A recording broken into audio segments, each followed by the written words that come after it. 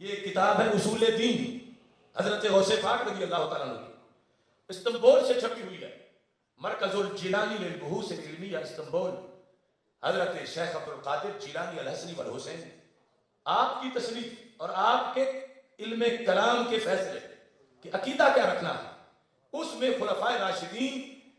4 کے ذکر کے بعد پھر آگے علیحدہ جو تذکرہ کیا، اس سے پہلے خلافت علی ابن ابی طالب رضی اللہ تعالیٰ عنہ، یہ 267 صفحے پر 271 پر خلافت معاویہ رضی اللہ تعالیٰ عنہ،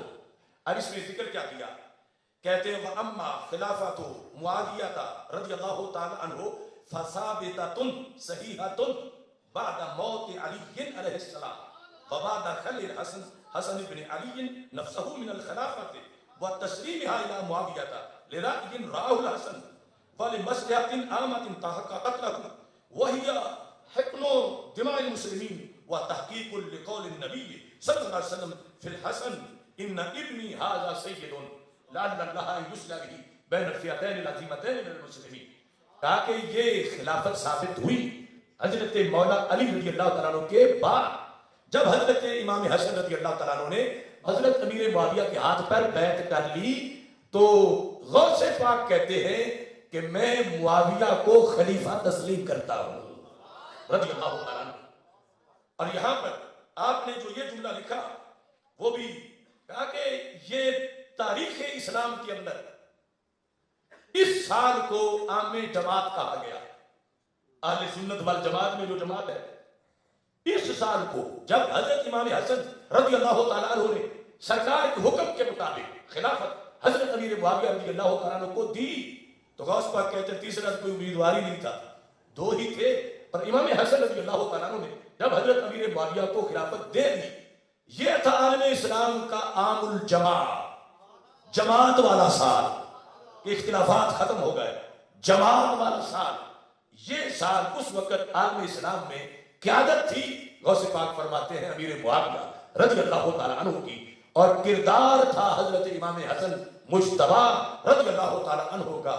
لوگ ایک یوسی لیول کی اپنی ممبرشپ نہیں دیتے، یہ امام حسن نے شرق و غرب میں اپنی پھیلی ہوئی سلطنت مقبولیت کے ہوتے ہوئے کہا میں کوئی ڈرپوک حسن نہیں ہوں، بے یدی جماعت العرب، اس مٹھی میں سارے عربوں کی کھوپڑیاں بند ہیں، اگر میں ٹکراؤں تو سارے ٹکرا جائیں گے، میرے کہنے پر لڑیں گے، لیکن مجھے نانا جی نے ڈیوٹی لگائی تھی کہ میں نے فئتین عظیمتین، مسلمانوں کی 2 بڑی جماعتوں کو ایک جھنڈے کے نیچے اکٹھا کرنا ہے، تو میں نے وہ ڈیوٹی پوری کر دی۔ اس پر آپ نے پھر حضرت غوث پاک رضی اللہ تعالیٰ عنہ نے ایک حدیث پیش کی، لارتفاع الخلاف بین الجمیع والاتباع الکل لمعاویہ رضی اللہ تعالیٰ عنہ، یعنی عالم اسلام میں مسلمانوں میں ایک بندہ بھی نہیں تھا جو امام حسن رضی اللہ تعالیٰ عنہ کے مہر لگا دینے کے بعد حضرت امیر معاویہ کے خلاف اختلاف کرتا ہو۔ غوث پاک کہتے ہیں ایک بندہ بھی اس وقت نہیں تھا جب امام حسن رضی اللہ تعالیٰ عنہ نے ان کی حمایت کر دی۔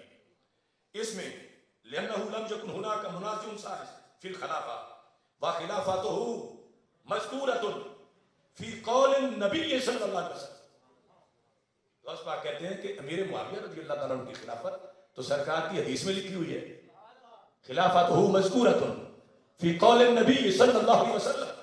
وهو ما روی عن النبي صلی اللہ علیہ وسلم انه قال تدور رحل الاسلام 35